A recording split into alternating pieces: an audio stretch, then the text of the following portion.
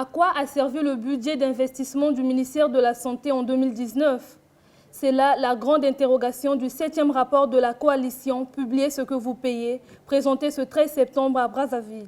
A scripté ce rapport sur l'exécution des projets d'investissement public dans le secteur de la santé, il est révélé l'abandon des projets ciblés. Axée sur 77 projets engagés en 2019, cette étude met en exergue de nouvelles problématiques qui sont un véritable défi aux soins de santé de qualité et de proximité au Congo. Sur ces 77 projets, 35 ont pu être visités. Malheureusement, 37,14% ont été réalisés particulièrement et sont fonctionnels, car aucun projet n'est complètement achevé. Sur le terrain, les observateurs ont essuyé un refus d'enquêter dans les localités de Brazzaville, Pointe-Noire, Loudima et Nkayi. Nous avons pu observer des refus de collaboration de 8,57%. Et là-dedans, Brazzaville n'est pas comprise parce que Brazzaville, on l'a considéré, Brazzaville, comme les projets qui n'ont pas été visités et non les projets qui ont subi un refus de collaboration. Nous avons donc eu 42 projets qui n'ont pas été visités, 5 qui sont méconnus, donc au niveau des structures de santé, on ne connaît pas ces projets.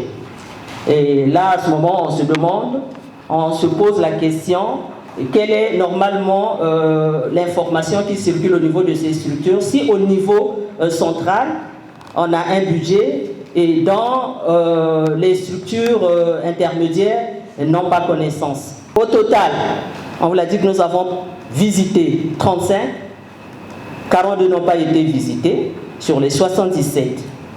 Et vous voyez bien que les résultats sont très préoccupants, à tel point on se demande à quoi a servi le budget de la santé 2019 si réellement rien n'a été fait concrètement, alors que nous avons la loi de règlement qui nous présente un chiffre de réalisation de 9 milliards. Le rapport d'aujourd'hui fait remarquer, en tout cas met en relief le fait que, d'une part, nous revenons sur les mêmes observations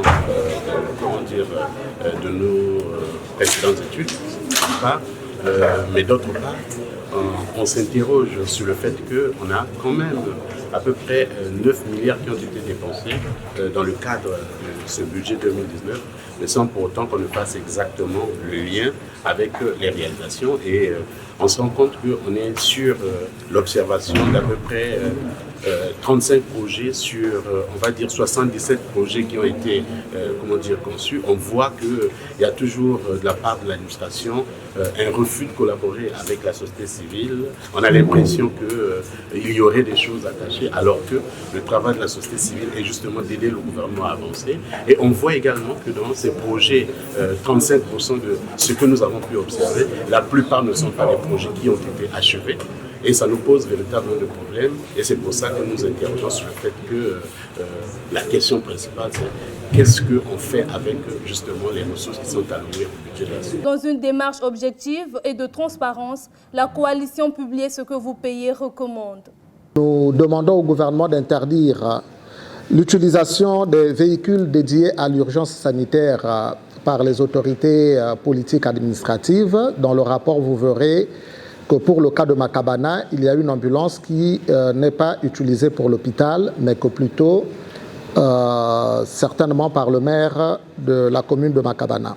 Nous demandons au gouvernement de divulguer sur le site web du ministère des Finances toutes les informations relatives aux finances publiques, c'est-à-dire les sommes d'argent décaissées pour la mise en œuvre des budgets d'investissement des différents ministères, puisque l'information n'est pas disponible alors que nous avons un code de transparence qui rend obligatoire que toutes ces informations soient divulguées sur les différents sites des ministères.